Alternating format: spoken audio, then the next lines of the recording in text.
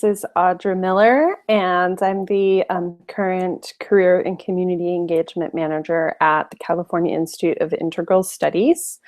As many of you may know, today is actually my last day there. So you can still reach me, however, if you're a student. I'll share some information at the end of the workshop, but I will still be offering some career coaching through CIS on a contract. I just won't be in this job title and position.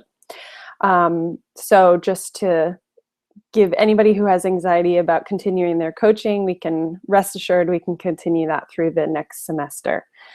So I'm excited to be here with you today, and we're going over making professional connections with LinkedIn. I just want to check my phone because I got a message, make sure everything's happening correctly. Okay, I'm just going to check that occasionally to make sure that all of our technology is working appropriately. So I'm just going to take a moment here to screen share and open up my presentation for you. Oop, and that's the last screen, not the first one. Oh, and you just got a quick preview. Okay, so the first thing that I'd like to dive into is just a little bit about LinkedIn itself before we get into the networking and making professional connections piece. So the thing about LinkedIn is it is one of the largest places in the world, if not the largest. I think it is the largest place in the world for you to make professional connections. So I am often working with students and clients in career coaching sessions, talking to them about what their goals are and how they'd like to proceed in their career. And when it comes up to the question of, so do you have a LinkedIn profile? It's usually one of two things. Either one, nope, I don't, or two, yeah, I do, but I don't really use it. So the content today is really about having a LinkedIn profile, but then also mastering how you can use that profile to the best of its ability. So why do we want to do that? Because this is the biggest place in the world for you to make your professional connections, no matter what industry you are in. There are a few out there that may not use LinkedIn at all, but it's very rare. And the thing about it is, as we can see here in this LinkedIn quick facts, is that 2 new members are joining every second. So if your small, unique industry is not available on LinkedIn currently, rest assured it will be someday in the future. So you may as well be prepared now. As you can see here, and these could be out of date at this point because 2 members are joining every second, but there's 120 plus million professionals that are on LinkedIn, 26 million in UK alone. So this is huge, huge numbers. Or sorry, Europe, not UK. I said that incorrectly. Many companies, not just the Fortune 500 companies, but also nonprofits and smaller organizations, universities, etc., are all using LinkedIn. So let's go on to just the 3 things that I like to say are the sort of keys for you getting really a bit more active. So 94% of recruiters use LinkedIn, and the ways to build relationships with the recruiters rely on a few basic things. One is that you have a dynamic and robust LinkedIn profile. So if you're not on, get on. Making lasting connections through the power of relationship. So it's never just about cold calling people or showing up like you would at a networking event and handing out your cards. It's really about building relationships. It's about powerful connections, and we'll talk about that a lot more in the rest of the presentation today. And third, that you can connect to companies and recruiters and organizations and people directly. This is one of the biggest questions I get. Yes, I'm on LinkedIn, but I'm not really sure how to use it. I don't know if it's okay to reach out to people or what I should say or how often I should communicate with them, etc. So we can talk about that too. So imagine if you could permanently run an ad in a world newspaper selling the best of you, and that anyone with any opportunity, whether it's a job, a consulting gig, a business deal, an internship, a volunteer opportunity, all of these people could find you. That's what LinkedIn is. And that comes from the Business Insider. All right, so let's talk about how you create a dynamic and robust LinkedIn profile. I'm going to go over these really quickly, and then I'm going to actually take you to my LinkedIn profile and share what I think a dynamic, robust LinkedIn profile is, but you're always welcome to give me feedback. I have pretty good ratings on LinkedIn though. So number one is your photo, and not just any photo. This needs to be a crisp, clear headshot. Not you at Burning Man, but you in a professional setting. Unless you're a creative artist and Burning Man is where you would be finding work, you know, you want to look like what you want to receive and achieve in your future profession. So if you want to work for a nonprofit as a grant writer, then you should have a clear picture where people can see your face. And you know, you might be wearing a suit jacket on top. If you want to work with kids at a summer camp, you may want to wear something that's a little bit more colorful or fun and not be wearing a suit jacket. So always think about who you're trying to reach out to and what kinds of jobs you may want in the future. That's what your professional photograph should represent on your LinkedIn profile. Second is your tagline. So your tagline, if you've been on LinkedIn, you may have seen in a variety of different settings, some information appears all the time and some information only appears some of the time. So the information that always appears is your photo, your name, and your tagline. Your tagline should represent either what you do currently or what you want to do in the future. If you want to be, let's come up with an example, a consultant for dynamic social justice organizations, and currently you're working in a restaurant, you want to put dynamic consultant, or excuse me, professional consultant for dynamic nonprofit organizations. So you always want to be looking ahead to where it is you want to be. You're expressing your desire and your intent for your professional life. It should be also crisp and clear, short and to the point, refined enough so that it has all the keywords that somebody would be looking for. Your summary is where you get to go into a little bit more depth about that tagline and what it is you have done and what you would like to do in the future.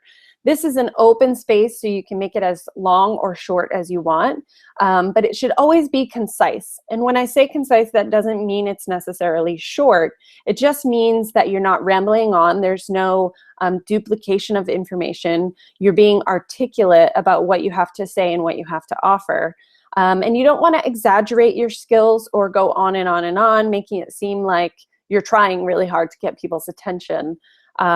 Because if someone's looking at your profile, they also want to get to the juicy parts, okay, of what kind of jobs you have held before, where you've worked, who you've worked with, and who you share connections with that person. So these other pieces, still just as important, but the top three are really your big three: your photo, your tagline, your summary. This is, of course, assuming that your name is already on your LinkedIn profile. So with your summary, you can include attachments. This is sort of like a portfolio. If you're an artist, you can put on some of your visual art pieces. If you have done videos like this one, you can put that in your summary. If you have documents or writing samples, that could go there.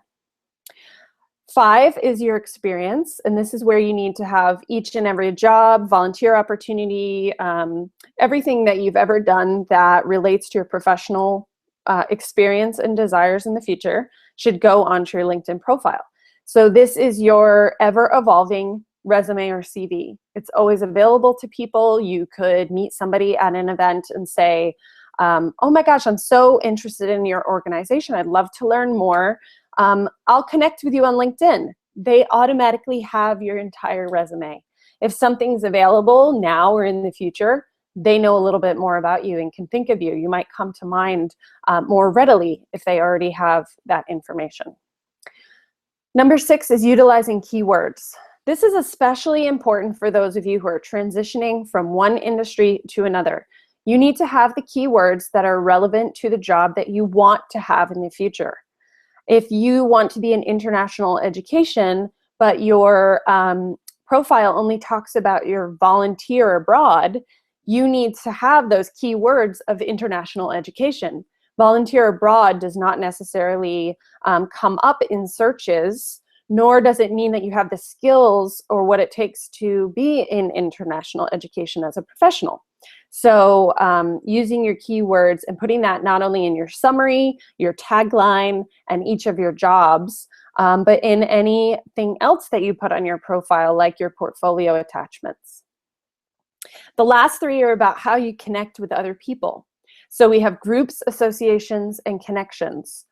Groups are important because these are people who are in your industry, or they're also places where recruiters or hiring supervisors can go to find the type of people that they're looking for.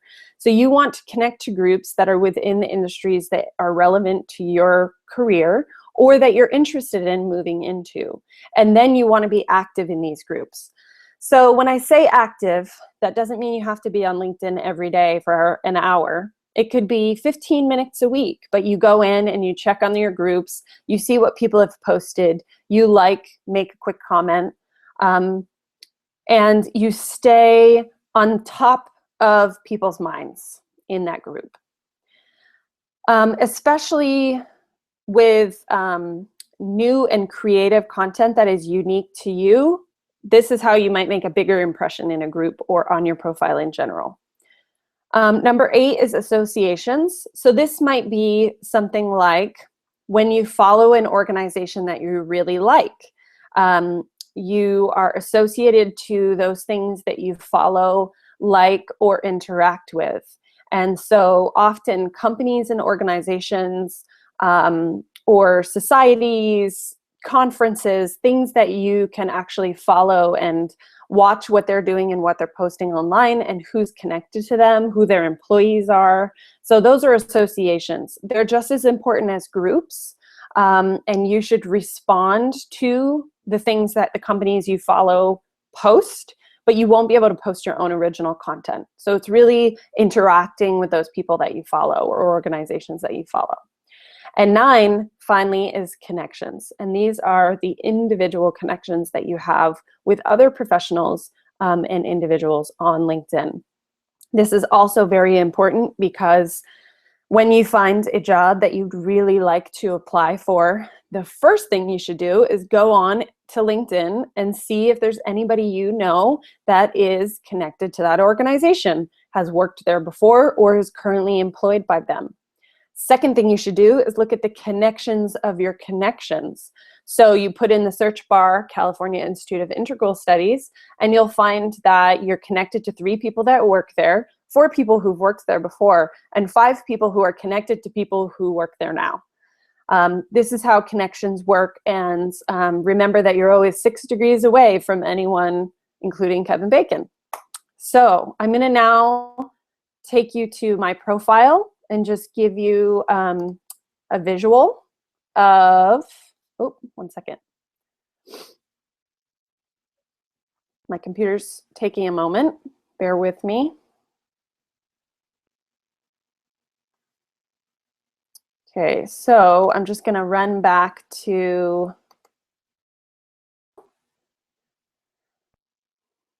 the screen sharing takes Google Hangouts on air. So here I am back again, and now I'm going to take you to my LinkedIn profile.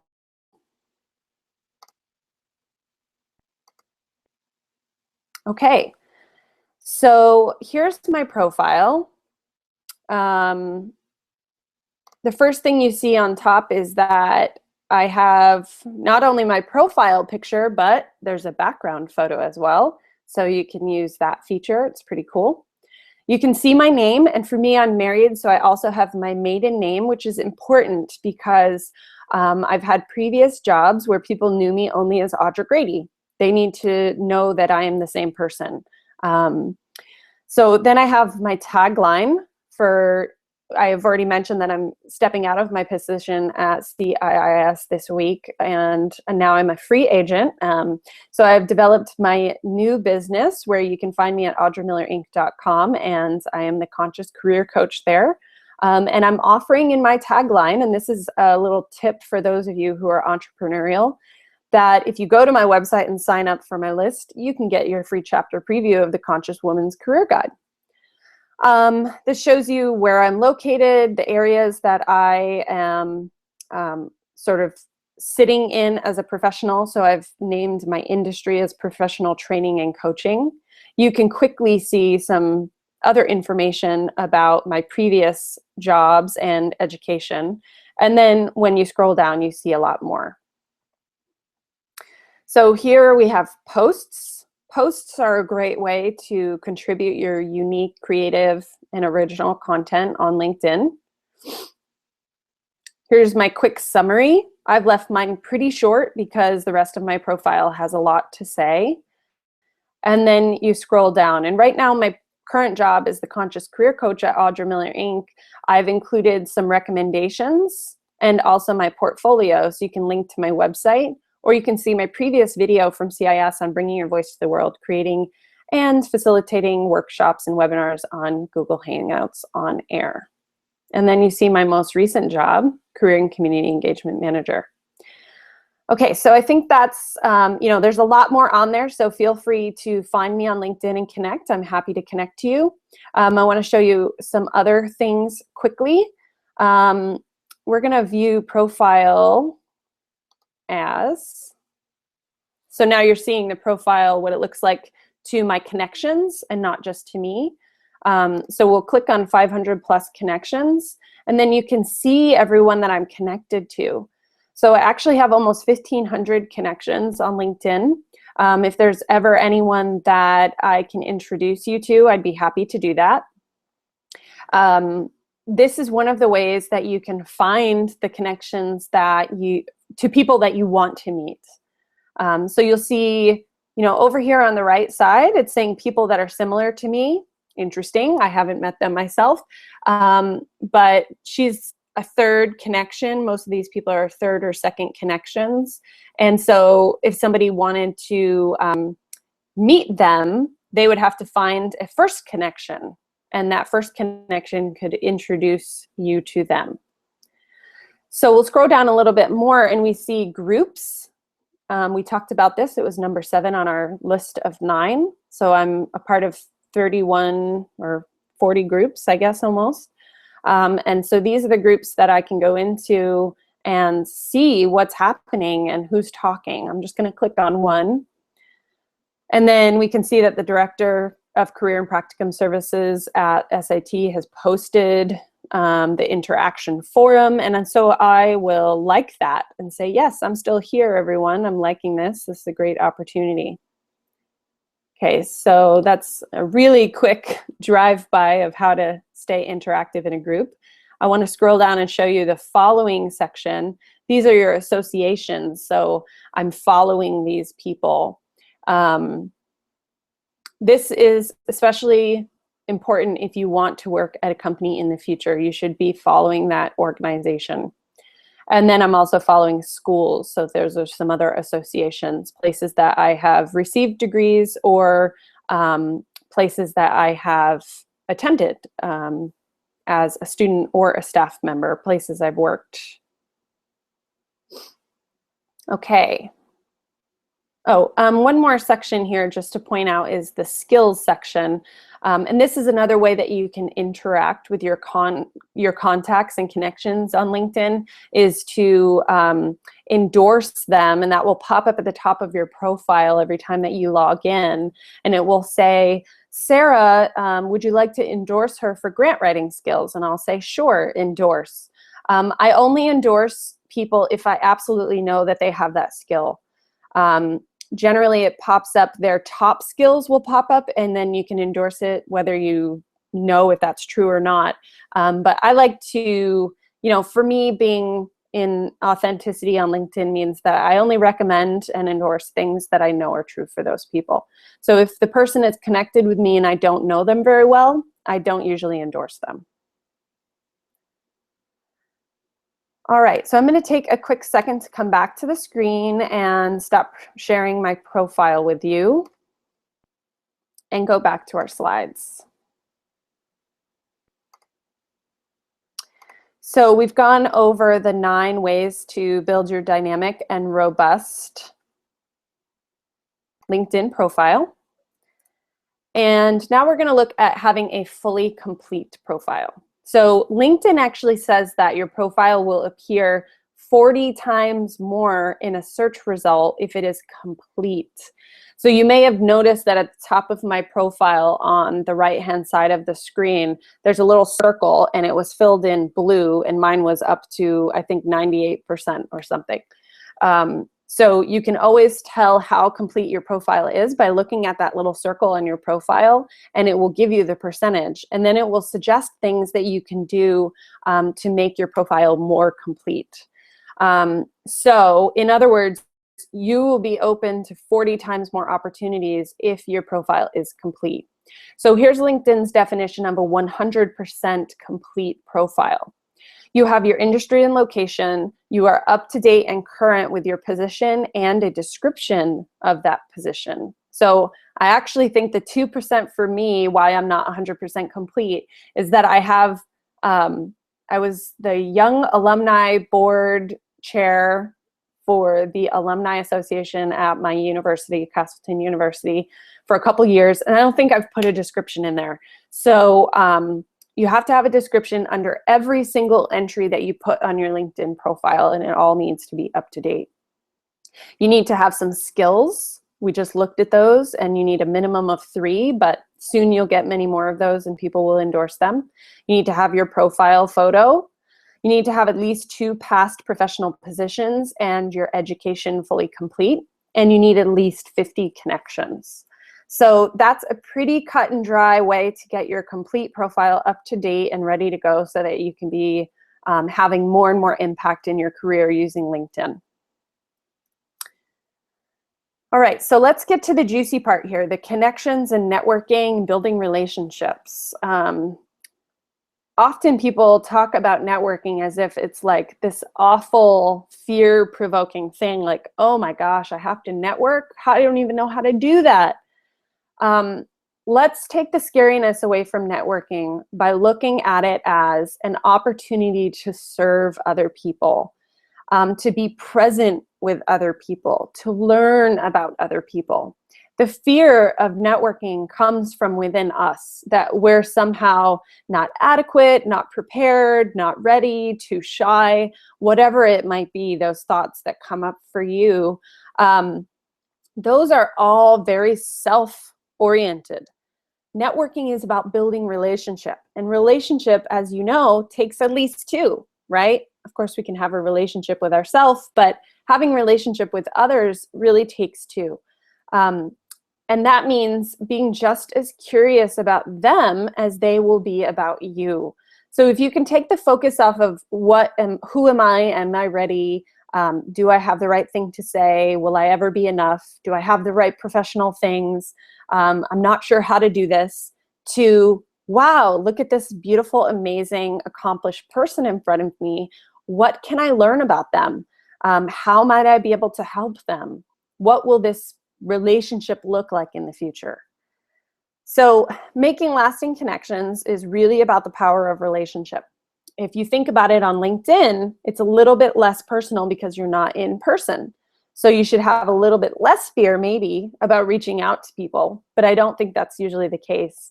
But the thing about LinkedIn is that you can start to build relationships really slowly just by being a part of groups and associations, liking comments, making comments on people's posts, creating your own unique content. Every time you do that, you're building relationship with people. You're letting them learn about you. So on Glassdoor, one of the job boards that I follow, they post a blog, and they were talking about social media, ways to find jobs on social media. And they said that throughout the hiring process, 93% of recruiters use LinkedIn to keep tabs on candidates. So this is not just when a recruiter is on LinkedIn and tries to find you and get you for a job that they're trying to hire for. This is any recruiter or hiring supervisor, any job that you apply to. They're going on LinkedIn to see who you are, to learn more about you, and to keep tabs on whether or not you're engaged. And I'll just share a quick story about my own journey. where I realized the importance of LinkedIn. I used to work at Brandeis University.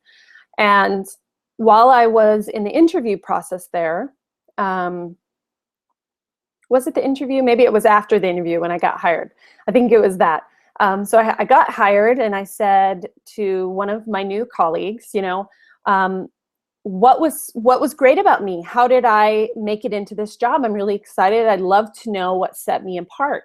And one of the things that she shared was that out of the top 3 candidates, I was the only one that had a full and complete profile and was active on LinkedIn.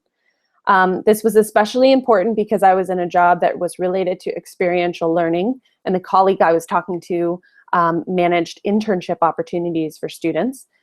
So for us, it's like, of course, if you're interviewing with anything related to careers, you need to be on LinkedIn.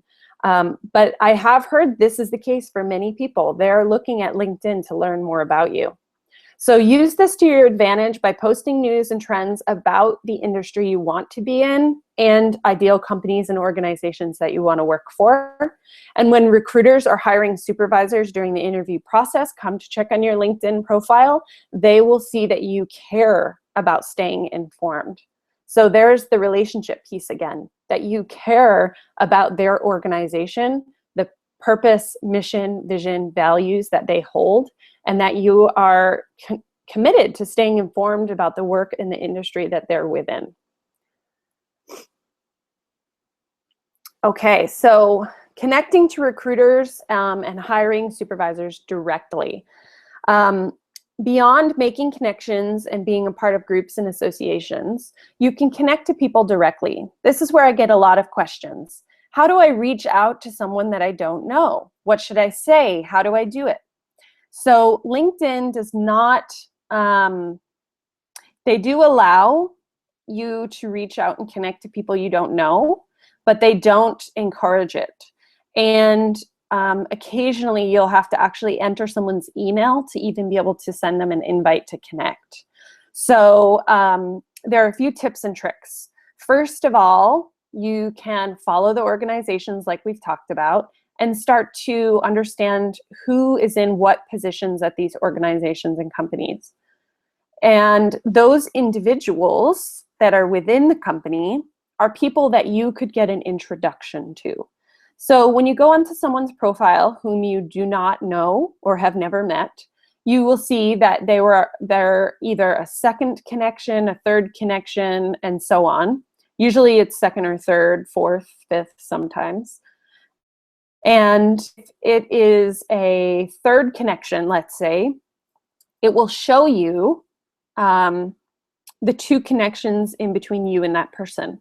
So say I wanted to be connected to Mary, and she's connected to John, who's connected to Sahar, and I'm connected to Sahar. I could ask Sahar for an introduction to John. And then when I meet John and connect with him, I can ask him for an introduction to Mary. So that seems like a lot of work, but that's how networking is, right? Even in real life, when you meet someone and they know somebody you want to know, you have to build a relationship with them so that they know, like, and trust you and feel comfortable making that introduction to the person that they know. So making connections to someone that you would potentially work for or apply to a job and they would be your supervisor, this is the way to do it. You build relationships. It's not just reaching out to them and saying, hi, I'm so-and-so. Although you could do that as well if you're in a rush or you don't have any mutual connections. You can definitely cold email and send them a message. You only get a certain amount of messaging to contacts that you don't know on LinkedIn. So you do have to be cautious about when you use that. I think it's only a few a month. And if you do that, you need to write it almost like a cover letter, introducing yourself and why you're interested in meeting them, why you might be pursuing their connection. Is it that you're applying for a job? Or if there aren't any jobs that are posted, you'd like to get to know this person in the organization, tell them why you're passionate about their organization and their mission. So the other way is that you can start following and interacting with them, see what groups that they participate in, and start a conversation. When you meet someone in a group or you have responded to their article that they posted and they respond to you and you're in conversation, then they have seen you and they kind of know you. They're at least a little bit familiar, and that would be a better time to offer the connection to someone you don't know. Connect with people you already know and then make new connections. So it might be that you connect with somebody you know and then just start building a relationship with somebody you don't know. We talked about this a little bit before. You can email invitations with an introduction, questions, or invitation for an informational interview. So this is a little bit more like, I would suggest that you do this with warm or hot contacts. So you've heard of cold contacting, right? But we don't often hear of warm or hot contacts. My hot contacts are those people that I'm directly connected to. My warm contacts are those people that are familiar with me and my work, but we may not be directly connected, or we've just known each other through LinkedIn and we've never met in person. And my cold contacts are those people that don't know me and I don't know them and we're not familiar with each other. An informational interview, I would suggest that you build the relationship enough so that it's at least a warm contact. And then you interact with them a little bit before you ask for the informational interview. And when you feel ready, like, okay, I know this person well enough, I could ask them for an informational interview at this time, then you would gently request an informational interview with them by phone, probably, maybe in person, depends on if you're in the same area. And basically you're asking for, some people don't know what an informational interview is, so you can describe that in the body of your message and just let them know that you'd love to get to know them and the work that they've done. You're passionate about the career trajectory that they have held and the position that they currently have. You'd love to learn more about the work that they do, what it took for them to get there, and anything that they would suggest for you as someone who's trying to break into this field.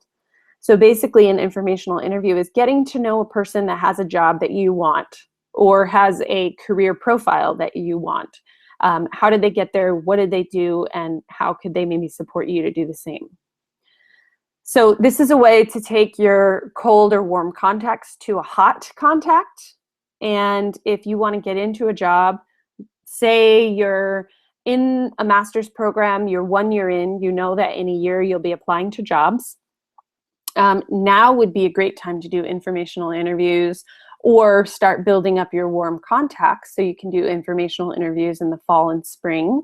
And then when May comes around and you've graduated and you're ready to apply to jobs, then all of these individuals are expecting you. They already know about you. They already know about your goals and what you're hoping to achieve. And maybe they have even already thought of you for something because your face popped into their mind when a job became available. So build up your relationships over time, be consistent, and keep showing up. It's not something that happens overnight in 1 week or even in a month. It really takes years. And so that's where 15 minutes a week, jumping onto LinkedIn, staying in touch with your contacts, especially if you have a smartphone and you can, on the go, just look at your LinkedIn profile and see what's happening with people. So 2 more things on here. I think we've kind of already covered this, but eventually when you apply to a job that's a great fit for you, you can reach out to your contacts and friends with your intention and the job that you've applied for and ask for support, recommendations, referrals, and you can connect with professionals currently in the job that you want. All right, I'm just going to take a quick sip of water.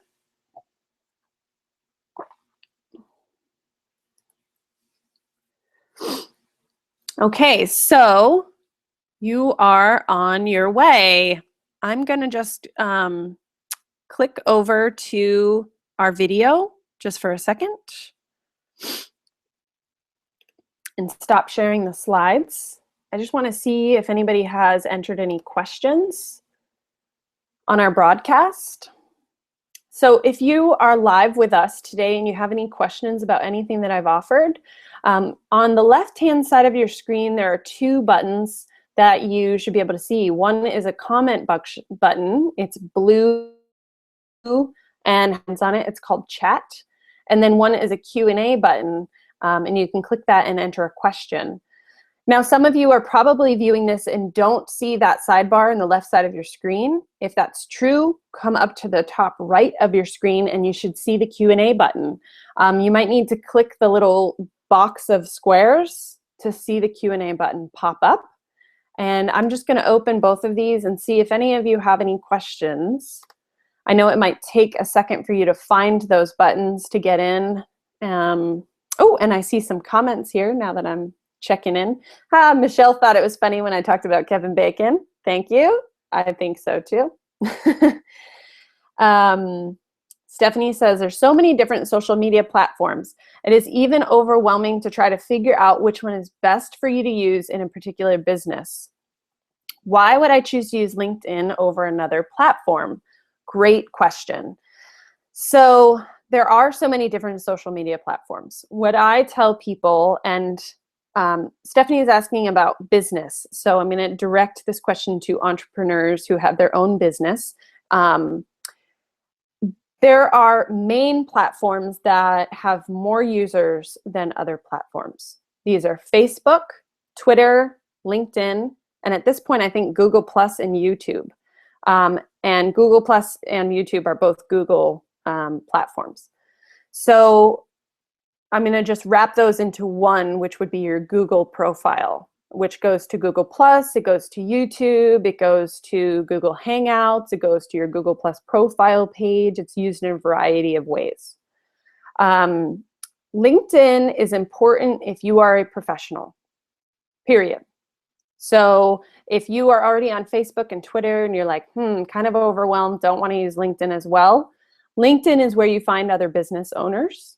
It's also where you can find companies that might contract your services as an independent consultant. That's very important. So LinkedIn is the best place to do B2B or business to business. That means you're connecting your business to their business. They may also be on Facebook, but they may not be looking for their next consultant on Facebook. They might just be posting fun stuff and hoping that you're excited about it. Facebook is the big one, right? Like anybody that doesn't have LinkedIn, almost anybody, not everyone, but most people that don't have LinkedIn do have Facebook. So I always recommend Facebook, definitely. The thing about Twitter is that Twitter can be connected to your Facebook or your LinkedIn profiles.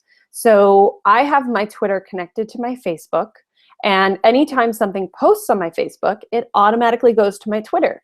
So I don't even really have to think about it. And every time I post something, I get new followers. So then I can just go on once in a while, and I usually go on once a week, and I see, okay, I've got these new followers, I can follow them. They tweeted this really cute thing, I'll post that or favorite it or retweet it, whatever. But that's a really low-key thing that you can do, that you can maintain a presence on Twitter without really having it be a priority in your day-to-day. Facebook should definitely be a priority in your day-to-day. LinkedIn can be a priority in your week-to-week, unless you're looking for a job currently and you're active in your job search. In that case, you should be on LinkedIn every day. So let me just make sure I answered your question. Why would I choose to use LinkedIn over another platform? I think you should not use it over another platform, but in conjunction with another platform. And for those of you who are trying to build a public presence, want to be active in your job search, would like to be available to leadership positions that you could transition into, or are in your own business, I think the three big ones nowadays are Facebook, Google, and LinkedIn. So I would use them in partnership together. And then what I do to make it really easy is when I post something, I just share it on the other channels. So I'm never posting 5 different things. I'm always posting one thing. And then I just respond to the individuals on each platform. And I do most of that on my phone. I spent a bunch of time on LinkedIn yesterday getting ready for this workshop and updating my profile and such. And so I probably do that where I get on LinkedIn for 1 hour a month, maybe. The rest of the time is just on my phone, and I'm liking or commenting on things or responding to a request to connect. So let me know if that was helpful, and if you have any other question that is related to anything I just shared. I'm going to keep going here and see what else we've got. Okay, is it possible to populate information from LinkedIn to other platforms? And what would be your suggestion as to what other platforms to use? Okay, so I think I answered the question about what other platforms to use. The platforms that I mentioned, Google, Twitter, and Facebook, I do not believe it is possible to populate your information from LinkedIn to other platforms. What I have seen is that certain job application software platforms allow you to use LinkedIn to populate your job application. And there are platforms where, I'm going to try to think of an actual name of one, but it may not come to me. For example, if you logged into Glassdoor using LinkedIn or any other job sites, you might be able to populate your job profile with information from your LinkedIn. I don't know those right off the top of my head. Generally, I just do that when the option pops up for me and I say yes. So I hope that was helpful. Let me know if there's any question related to that.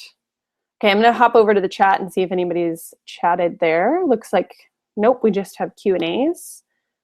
All right, so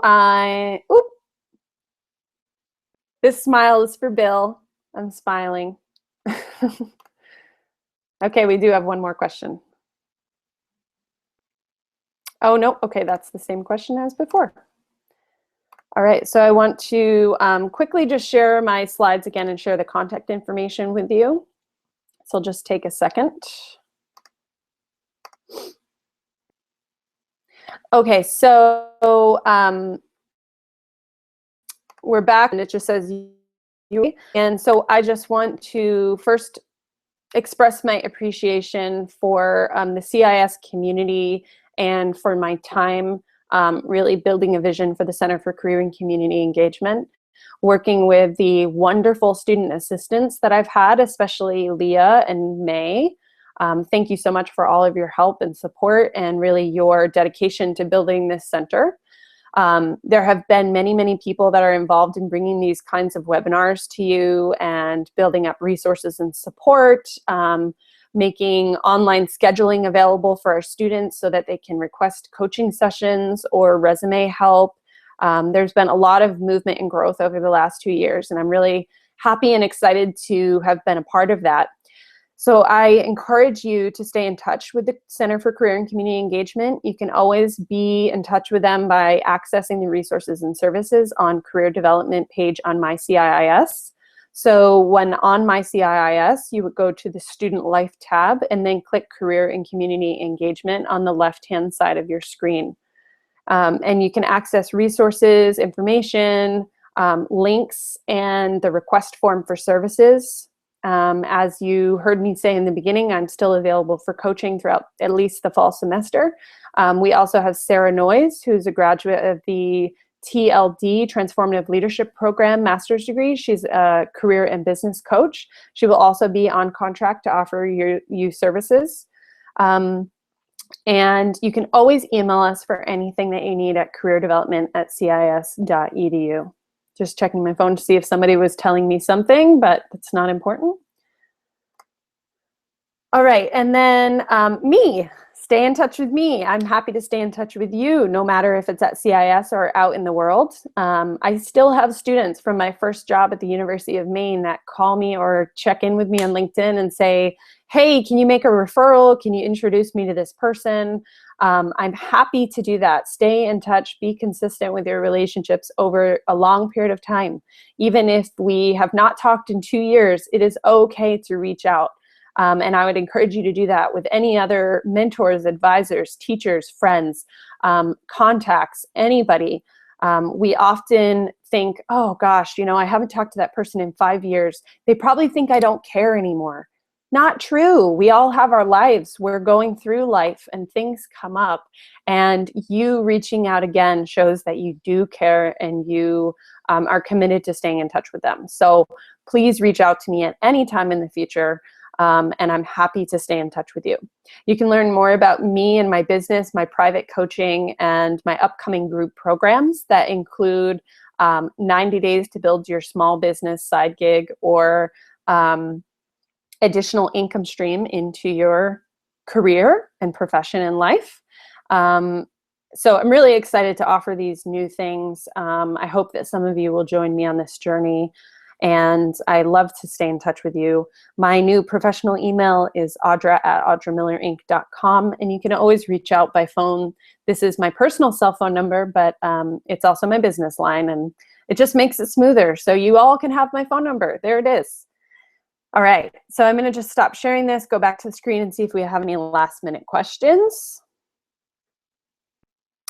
I want to thank all of you who are live with me today and interacting, giving me your questions and comments. I can really feel your support, and I'm excited you are here with me.